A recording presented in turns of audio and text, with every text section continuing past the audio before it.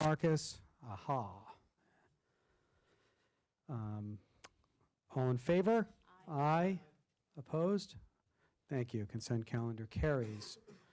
Okay. We have reports. I believe we have our first report from Cindy Trost, BHEF. Thank you, Cindy.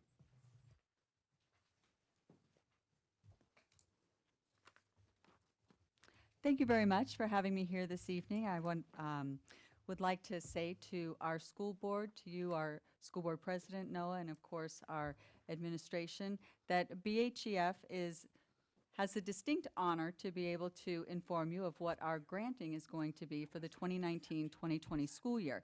And this funding encompasses a number of programs from kindergarten through 12th grade. We, as you know, support co-curricular funding, PBIS coordinator at the school district, Bev Arts, which I'm not sure if a lot of people know encompasses a variety of things in our art programs, from sheet music to instrument repair to supporting some of the honor band and choir programs that we have. We also have funding we've set aside for walk-on coaches at the high school. In addition to targeted endowments, we support the district science fair, the Dean of College Admissions, and we are super excited about the potential of working with a brand new middle school. And so with that in mind, all totaled for the 2019-2020 school year, BHEF will be supporting the school district with a grant of $671,567. Awesome. Thank you so much. Well, it's been a pleasure being the president of BHEF and being able to work on behalf of our entire school district. It really fills my heart with joy to be able to go out and talk about the wonderful programs that we have at every grade level, from kindergarten up to our seniors, our special education program, the work we're doing to help prevent bullying, the mental health programs that are being supported through Allie Norman Franks at the high school. And so on behalf of the Board of Directors of BHEF and myself, I thank you for being here, for giving us the opportunity to be able to serve the district. Thank you. Thank you. Thank you. And Cindy, thank you for all your years in volunteer that you've put into our district. Yes, thank you, Cindy, for everything this year. Dr. Breggy? So I'd like to start off by giving a very positive announcement. We have finished a very thorough interview process for Beverly Hills High School for an assistant principal position. And we cast a wide net, and we had an interview conducted at the site level, and then also the cabinet jumped in. So a lot of reinforcements that we brought to the table. It was definitely something that isn't typically done in an interview, but we really wanted to make sure that we had the right person. And so it was an extensive interview process, and we asked a lot of tough questions, and there was nice to see a sense of humor as well in our tough work. We are excited to recommend to you Dr. Jill Hunt, who gave the Pledge of Allegiance to you.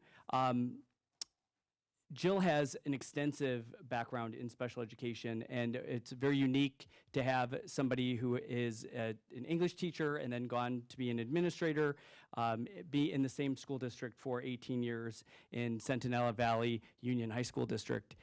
So she brings a lot of knowledge and experience and skills at the high school level in areas like special education as a dean and assistant principal and program coordinator. So we are very excited. And it's often, you know, you're doing the right thing when you have your round 1 interviews and your round 2 interviews come up with the same thing. So we're both very excited and pleased to not only have met Jill Hunt, but to also ask her to be part of our extended leadership team for the district. So congratulations to you, Jill Hunt.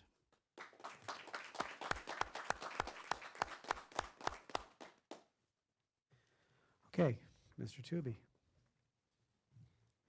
Okay, so since it's the home stretch, not too many updates going on, but AP tests have been going on the past 2 weeks, so looks like everything has been going really smoothly with that. Students have been studying, we're all focused, and it's kind of crazy because after that, it's the real home stretch. So to all the seniors out there, hope you're enjoying your last moments, and it's kind of crazy to believe that this could be my penultimate board meeting. Other than that, the next one's the last one, or the one after that. Surprisingly, I could see myself lasting a lot longer here because it's just been such a crazy year with so much going on. So it's crazy that it's all coming to an end, but I know we're all enjoying it. And just a quick, short and sweet report for today. Thank you, Sean. Will you let us know what your actual last day will be It so that we depends can on, heap praises upon you correctly? it could either be the next one on the 11th or the one after that, the 25th, which I'm fine with either. Just whatever works out easier with the staff. Okay, and but you'll us. be around in June? Yeah, I'll be Okay, around. all right, thank you. Pam is saying something that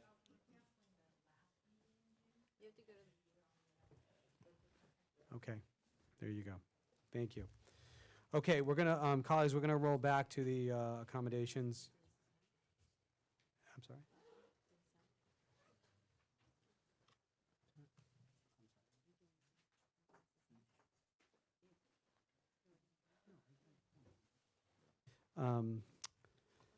We're gonna go back to accommodations and recognitions. So it's right before the consent calendar. We're just going to take a step back. Can I have Carol come up? I'm going to read them first. Then we can. Well, technically, thank you, Mel. Technically, we shall vote on it first. Board Member Spitz? Yes, I would like a motion.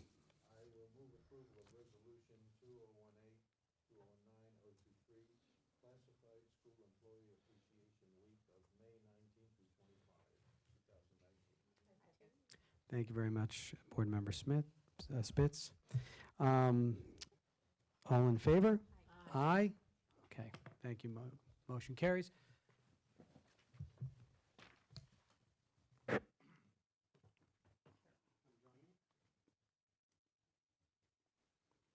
like to introduce Carol Cornier, who is now representing 3 of our classified divisions right now. It's a lot of weight on your shoulder. You're going to have to take all of it now. Okay. Classified School Employee Week, May 19th through 25th, 2019. Whereas the classified staff of the Beverly Hills Unified School District contribute significantly to the outstanding educational programs available in our district and are the heartbeat of our schools. And whereas the classified school employees are crucial partners with teachers, parents, and administrators in the Beverly Hills Unified School District, and whereas the classified staff is involved in nearly every aspect of education, including maintaining school buildings and grounds, providing secretarial and clerical assistance, preparing and serving meals, assisting in the classroom, and many other specialized services. And whereas these dedicated individuals deserve recognition and thanks for the outstanding work they are doing. Now, therefore, be it resolved that the Beverly Hills Unified School District Board of Education does hereby proclaim Classified School Employee Week in the Beverly Hills Unified School District from May 19th through May 25th, 2019, and does hereby pay tribute to the diligence, loyalty, skill, and expertise of all classified employees. So I will get you that. Thank you. Thank you very much. I think Pam will distribute.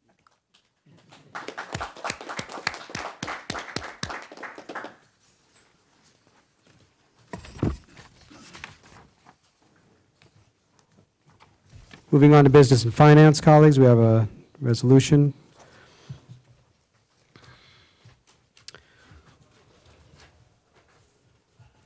I move approval of resolution 2018-2019-024, resolution of the Board of Education of the Beverly Hills Unified School District regarding its intention to issue tax-exempt general obligation bonds. Second. Thank you very much, colleagues. Any questions on this? I just wanted to ask, because we did already approve the sale of the bonds, what is the difference, just for clarification purposes, what's the difference between this resolution and the previous one? It further gives us the ability to reimburse the general fund for some election costs and things like that from the Measure BH bonds. Okay. So it's the intent to sell, plus we did have a reimbursement of the oil well as a project, so that doesn't include in here, but this includes any soft costs that we incurred as a result of the bond, and it gives us the ability to do that. So it makes the adjustments for flexibility that we need. Yes. Okay. Thank you very much. All in favor? Aye. Opposed? Okay, motion carries. Moving on to planning and facilities. Okay, I'll make a motion for the authorization for purchase of classroom technology enhancements for Beverly Vista and Hawthorne schools to support reconfiguration. Thank you very much, All right, thank you very much, Vice President Hacker and Board Member Walker Schuman.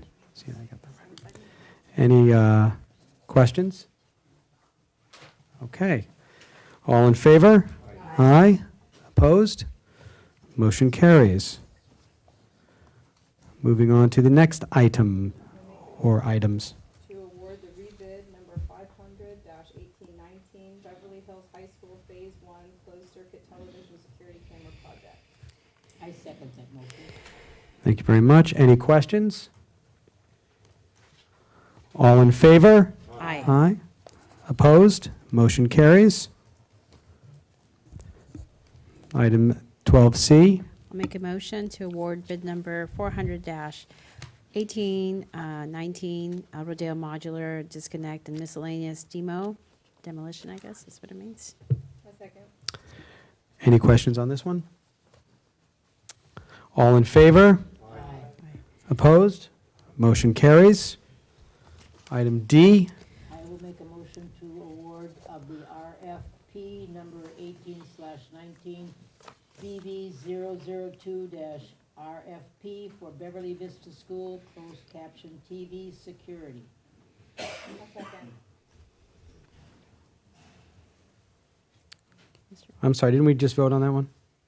The No. security closed circuit? No, there's modular. Oh, that was my apology. Thank you very much, colleagues. Any questions on this one? All in favor? Aye. Opposed? Thank you. Motion carries. Item E. Make a motion to award the bid of bid number 600-1819 Beverly Vista Site Enhancements Package number 1 project. So move. Seconded? So moved, yeah.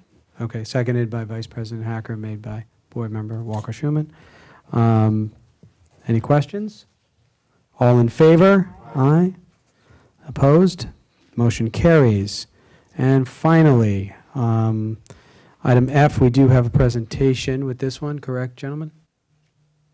Okay, so we'll put the motion on the floor, and then we'll allow you. You want me to make the You motion? have Sure, to. thank you. Mhm.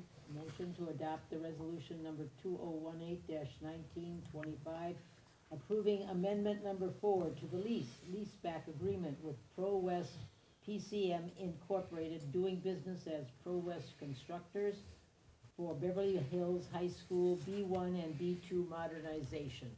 I'll second. Thank you very much. Gentlemen, you have the floor.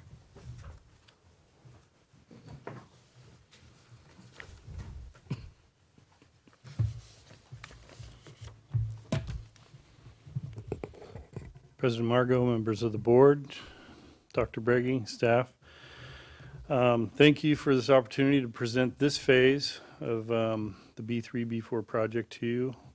Before I get into that, I wanted to share some news. I just got an email while I was sitting here at the board meeting, and I didn't have anyone to tell, so I thought I'd share it with you first. Separate subject matter, but the El Rodeo modernization drawings and specifications are hereby approved at Department of State Architect's office. Wow. As of 4:59.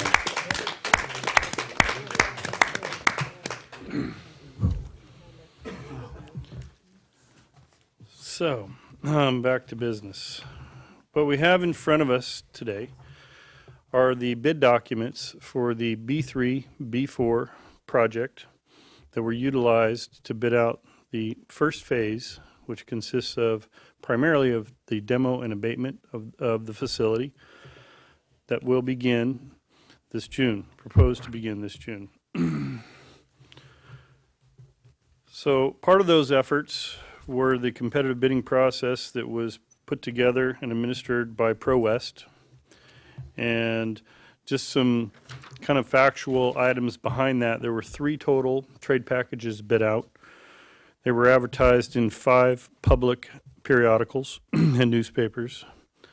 There were 70 personalized invitations sent out to contractors to generate interest in the project, 332 follow-up calls made by the bidding team, 11 total proposals or bids received for an average of 3.66 proposals received per trade package. The demo and abatement phase of the B3, B4 project will be approximately 8 months. We did some analyses compared to the demo and abatement phase of the B1, B2 project as kind of a watermark to see how well we were doing, knowing the current market conditions and the time that has expired since that project. In summary, B1, B2 demo and abatement phase took approximately 8 to 9 months at a cost of $90 a square foot. The B3, B4 project that was currently bid and being presented to you came in at $70.71 a square foot.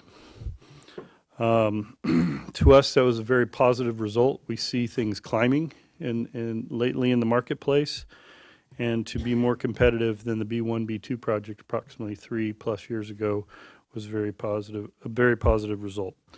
Keep in mind there is some economy of scale in the B3, B4 project. It is 75,000 square feet of instructional space and performing arts areas, where the B1, B2 project is 55,000 square feet.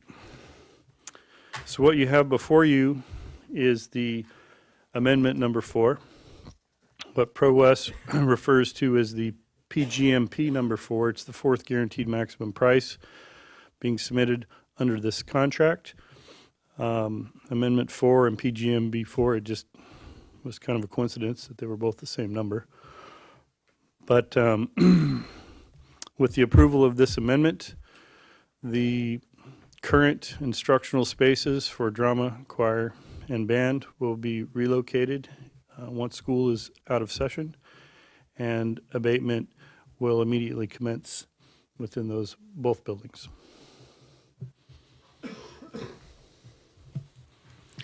Colleagues, do you have any questions?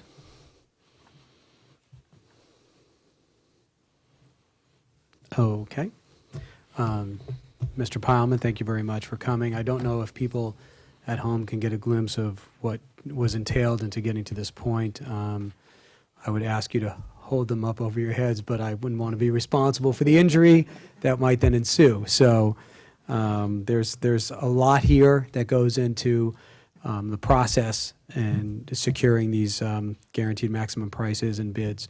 So I do appreciate all the work that you guys have done in getting us to this point and getting started on a project that we have been waiting for 4 years to really start. So thank you so much for bringing that today.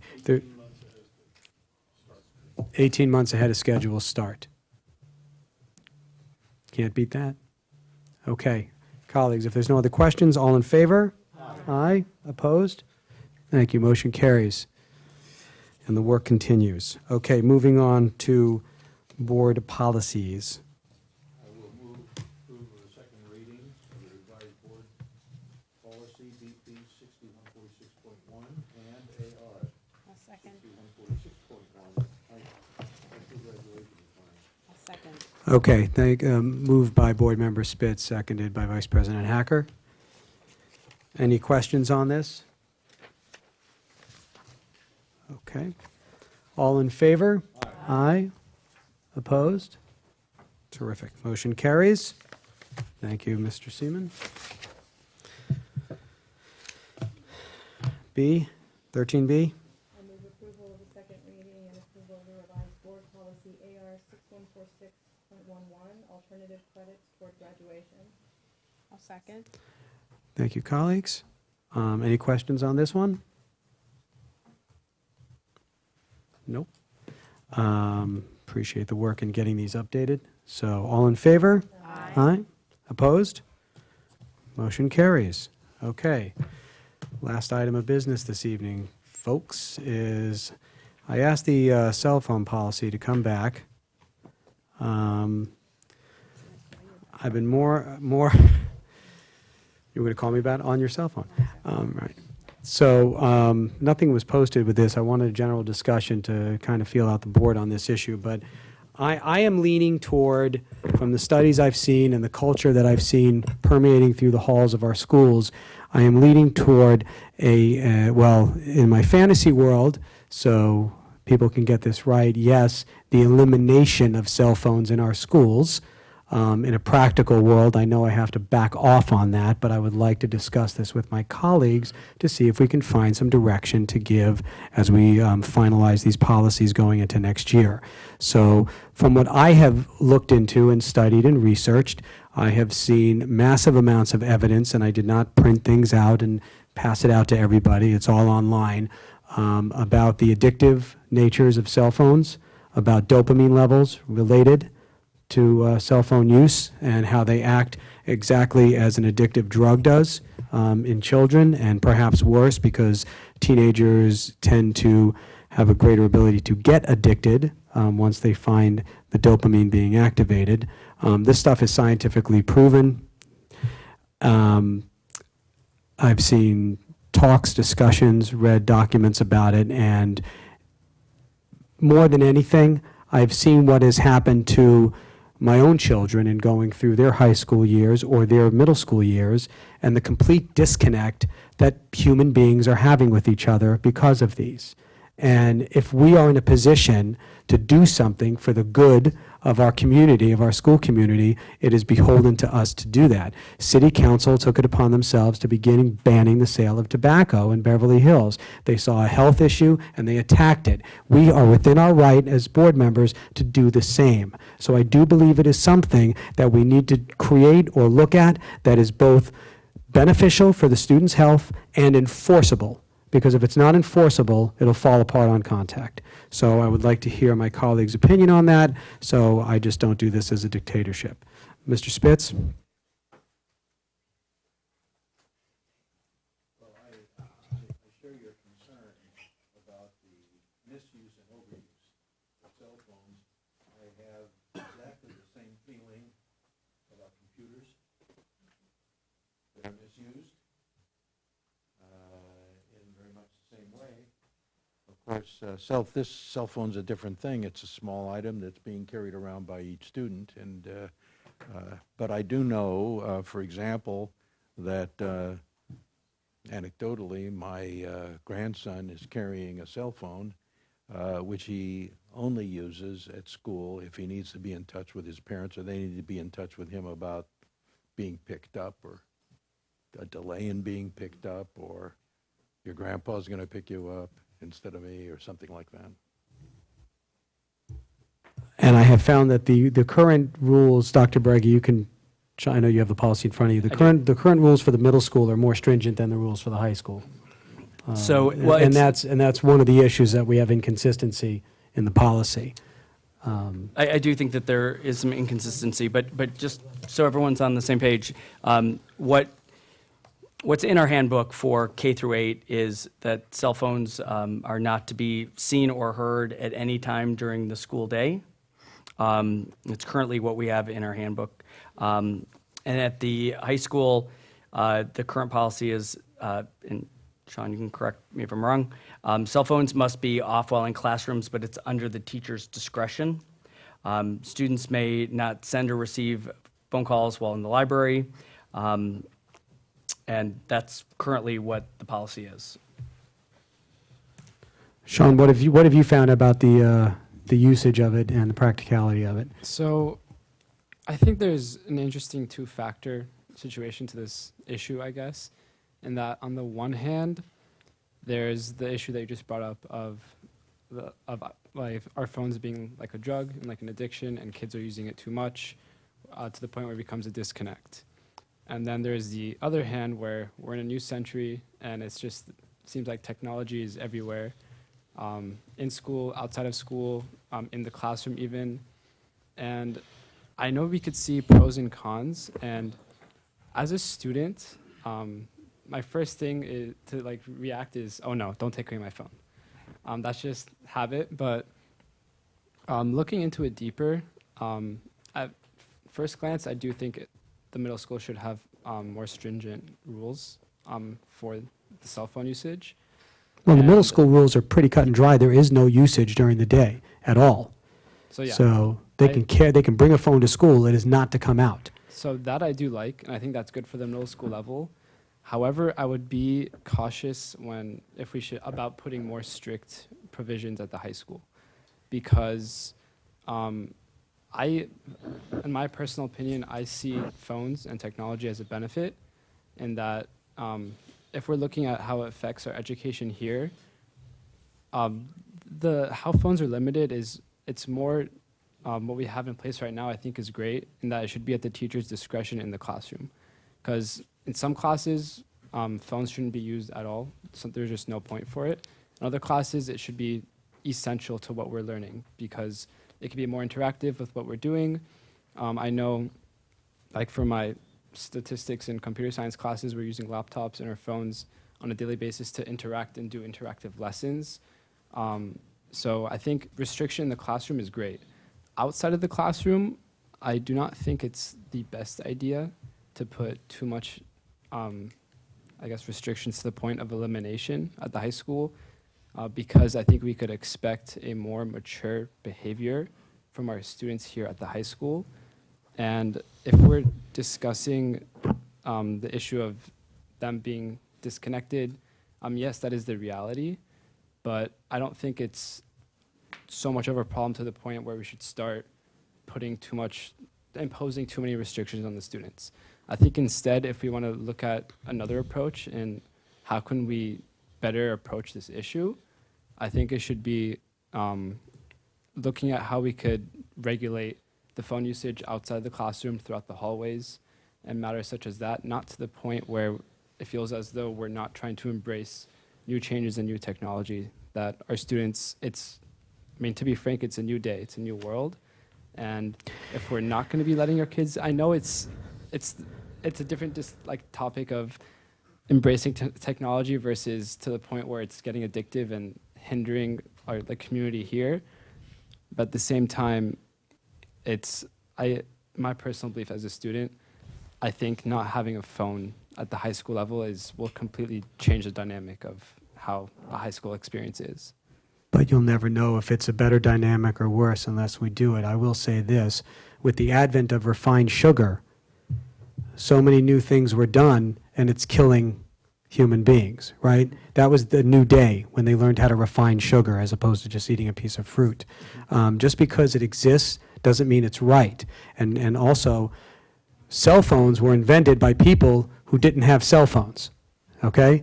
So all of the technology that we love and appreciate now comes from people who grew up with their eyes in books and in research and in anything but the technology that they actually invented. My personal feeling on this is, of course there'll be pushback. I understand that.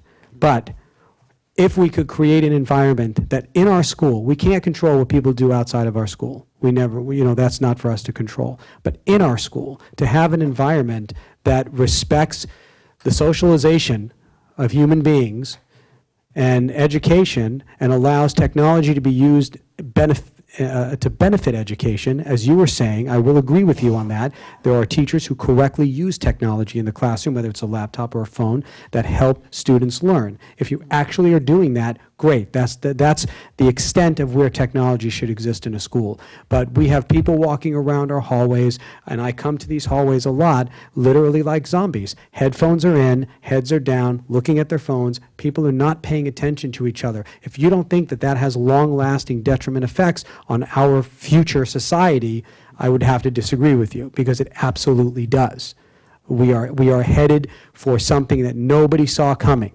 And that is that they created a device that is so wonderfully awesome in so many ways that we don't even see people anymore. We see phones. We see, what do you have? What can I send you? What social media are you on? That's what has become more important than who a human being is. And I think it's beholden to us to put a stop to that. I know that there are high schools all over the country that are banning phones completely. There are programs where you put your phone in a pouch that gets locked up and it's only to be used in an emergency on campus. There are things that don't allow you to bring phones at all. Like I said, I'm willing to be flexible, but I am demanding change because I think if we are going to be leaders, we have to lead. We can't follow. Tristan. So we actually showed the documentary Life at the Pleasant Parents at Hawthorne School, Horace Mann School. And what was really interesting about this was it talked about this, the dopamine effect and what triggered it. And the developers were interviewed talking about what triggered it. And it's actually that little red notification that's in the top of every app. That's what triggers the dopamine. After that documentary and after that discussion, I went home and turned off all of my notifications on my phone. I think that actually would be a really good place to start. But this part, I think this piece is really more incumbent upon parents than it is on the school to take action on. I think that the tools that technology offers are helpful in the classroom. I think that kids use their calendar program on their phones to put in test dates and things like that. I think it's very important for use like that. There are a lot of kids, my oldest son is one of them, who is not a good note taker, and he photographs all of the notes that are written on the board during class. Again, not at this school, at another school, but it's incredibly helpful for him because his note-taking ability is not the best. And I think that, I know that's happening in the middle school, at least this year from other kids. I think that's something that students need to be able to capitalize on because not all students are great note takers. So I think it is important to have use of phones in the school for certain purposes. I think in the event of an emergency, a God forbid, those are really critical ways for parents to communicate with their students. So I would not be in favor of completely outright banning use of phones in schools. I absolutely would support not allowing headphones or AirPods to be used in the hallways. I think that would make a dramatic impact. I think use of social media in school is not something that we can control a lot, but we can talk about it. We can talk about the negative and detrimental impacts, and strongly encourage students to, have more face-to-face contact and conversation. But I would be concerned about just an outright ban. I'm not entirely sure that's the best place to go. No, and I preface this by saying I'm not supporting an outright ban, but I'm supporting a change. And I love the idea of the headphones. That's a wonderful start. Board Member Marcus.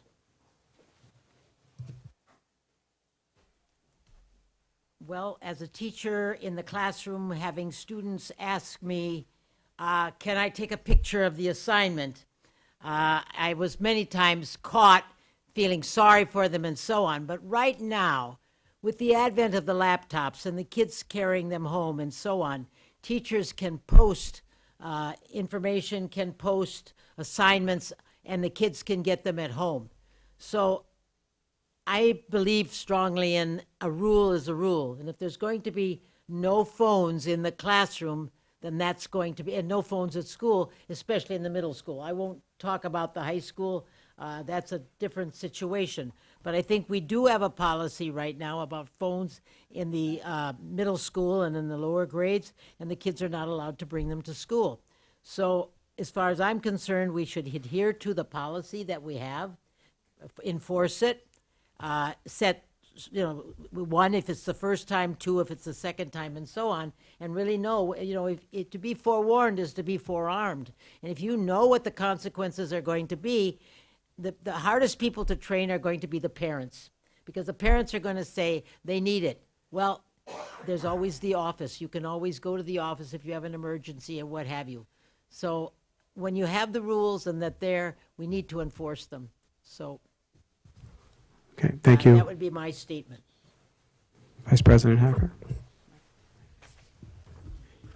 So I'm just kind of wondering if you have any research as to what other districts are doing at the high school. I think if I heard you correctly, or Dr. Breggy, you said that we have policy that is a little bit more strict for K-8. Is that what you were saying? Or? So, and let me clarify, because Yes. it's, sometimes we use the word policy loosely. In speaking with the board, I want to be really clear that there isn't any board policy on that's specific in using electronic devices like a cell phone. But we have guidelines and procedures at our schools, and that's in our handbooks. So so in the K-8 schools, it's off, it's put away, not to be seen or heard. So I would just be interested in finding out how this issue is dealt with at the high school, because I think that's what President Margot is addressing or trying to address. I agree with Mrs. Marcus in that if a student wanted to take a picture of some notes on the board and wasn't able to capture those through the use of his laptop or her laptop, I think that it would be, it would be okay to ask the teacher, for permission to take a picture. But I do agree. I think that we should look into this. President Margot, I think that I would suggest looking at policy or handbooks that are in good use by districts that are ahead of us in this. It would be a good thing to bring back to the board and share so that we can adopt similar or partial examples of what already is in place. And if I could, I would like to bring you back some data from our school district. And I can tell you, this is a debate. I was a high school principal, and you can see, if you Google me, you'll see a whole article about how pro cell phone I was. But I want to be able to bring you some real data from our own school district, as far as what the infractions were, how many were there, because there are some serious ones. There are some serious infractions with using an electronic device that hurt other students. So I want to be really clear. That's happened, and that's real, and that's out there. It's something we need to consider. But I'd like to bring you some of that real data as well, because I think that you should have that before making any type of decision. Okay. Certainly I'd like to be able to do that. Okay. Can I just add one more comment? Yes, go ahead. Okay. Just an additional comment that I was thinking about, and that is that if students know they can take a picture of the assignment because of whatever, they get lazy, and then they take advantage of you. And you see them sitting there, and they're not doing it, you've got the assignment on the board, and all of a sudden, the bell's ringing, and they didn't do what they should have been doing. Can I quick take a picture? They put you in a very precarious situation. And I think that they tend to be lazy, then they should take the note, whatever's on the board, the assignment. So that's if they use it. I- I'm not inclined to throw our students under the bus. I think they work their butts off, and if they forget to write something down and need a way to check it, I am not opposed to them being able to take a picture to look back at and reflect on it. Of all the things that our students handle all of the time, all of the stressors, all of the AP tests and the honors and everything else trying to fit into their schedule to get to college, if we're going to make a big deal of them taking a picture of an assignment on the board, and that's going to be the critical piece that we decide to make policy on, I think we're missing the mark. No, and let me say that you both have valid points, but I'm sure we will discover that people do take advantage of it. And by taking advantage of something like this, they're really shortchanging themselves.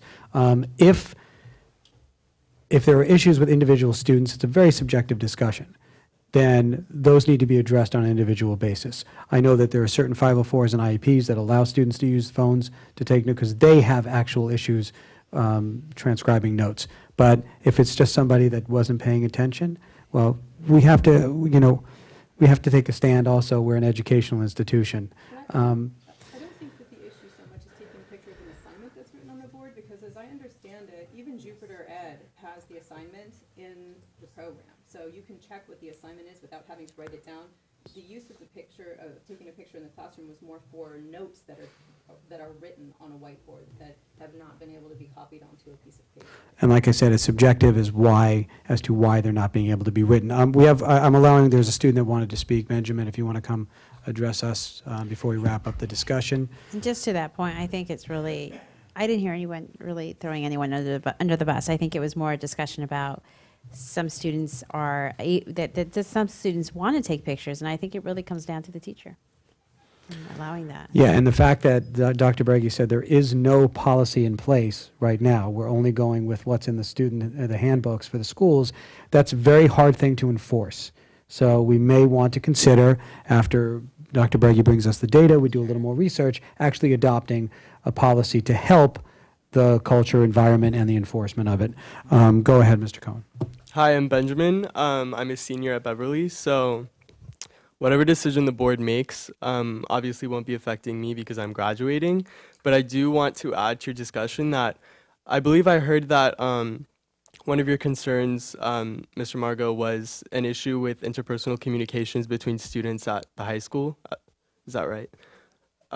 Yes. So I feel that I don't feel that banning phone usage in the school altogether would help that issue. I feel that a more productive way to solve that problem would be brainstorming somehow with ASB or something to somehow improve those communications between our students, because although there is a disconnect, I feel that outside of the boundaries of Beverly Hills High School, there won't be any restrictions on cell phone usage.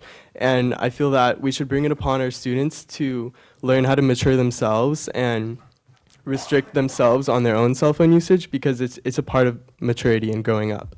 And so I feel that it's not as restrictable as you think, and I think we should trust in our students more. I appreciate your comments. I will respond to you, so if you don't mind. It's a different kind of public comment right now. But one, I specifically said I'm not advocating banning cell phones. So just nobody puts that out there that I said that. What I'm saying is we need to temper usage to create a different culture in our schools, because we are falling down the rabbit hole in this school. I see it when I walk through the halls. It's completely evident. Ms. Walker-Schuman put it best with as far as headphones. Maybe that's a place to start. And I know people will say, well, what about PE and exercising?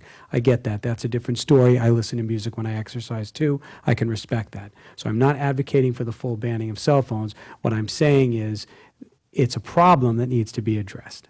Okay. Okay, fair enough. Mr. Gluckman, and then I'm going to close this issue.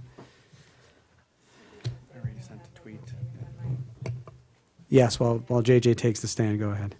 There are learning disabilities that inhibit students from being able to write, from being able to take notes at a pace that is acceptable as average. Mhm. And I don't think it is appropriate to call those students out, to make them meet the threshold, to have to identify themselves instead of taking a picture of what's on the board. I think that has to be an option.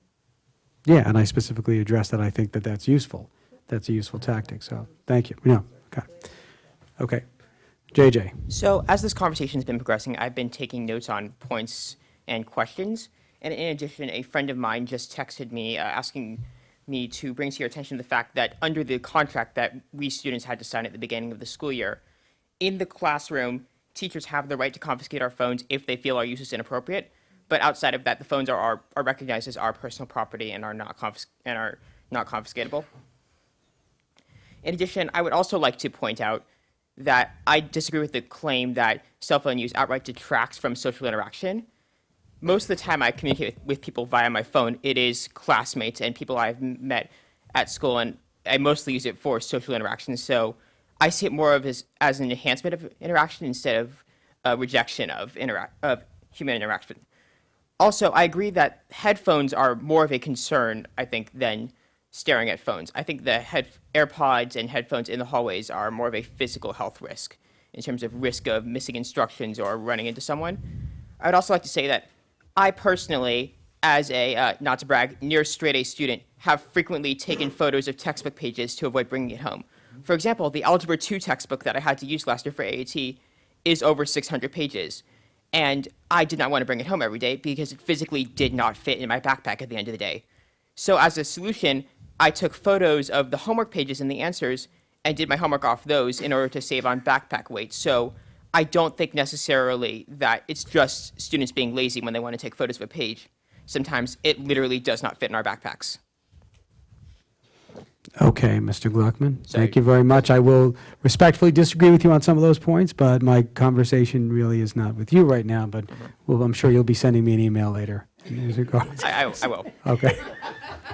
Thank you. Okay. So Dr. Breggy will bring some information back to us. I'll do some further digging in about existing policies elsewhere. Hopefully, also, Mr. Gluckman will be moving to digital textbooks, so that problem will slowly begin to alleviate itself. Right, Mr. Seaman? Thank you. So no more 800-pound textbooks for that. We'll give that- That's right. Anything else on this, colleagues? Okay. Thank you for the discussion. I appreciate spending the time on this. It is an important issue, at least for me. Excuse me, in doing that, could you define, when you, next time up, define the word like emergency? There were some terms you're using that. Well, I didn't use the term emergency. One of my colleagues did, but yes. Yeah. Any communications from board members? Just hope everyone has a wonderful week. Have a good evening, everybody. Thank you. Okay. Well, it's my grandchildren's 8th birthday today. I'm going to a birthday party. Tonight? So it's today. Are we out of here on time for that? Yeah, that's why I'm very grateful that it was a short meeting. I could go to a birthday party for my 8-year-old grandchildren. Boy and a girl, how lucky can you be? They're twins. I think you're rubbing it in now, Mrs. Marcus. None of us were invited. You know, this is one of the perks of old age. That's true. Vice President Hacker, anything? Okay. Thank you very much, everyone. Meeting is adjourned. So I'm gonna try to clear my calendar on the 11th. It's Benjamin's birthday. So I had a meeting.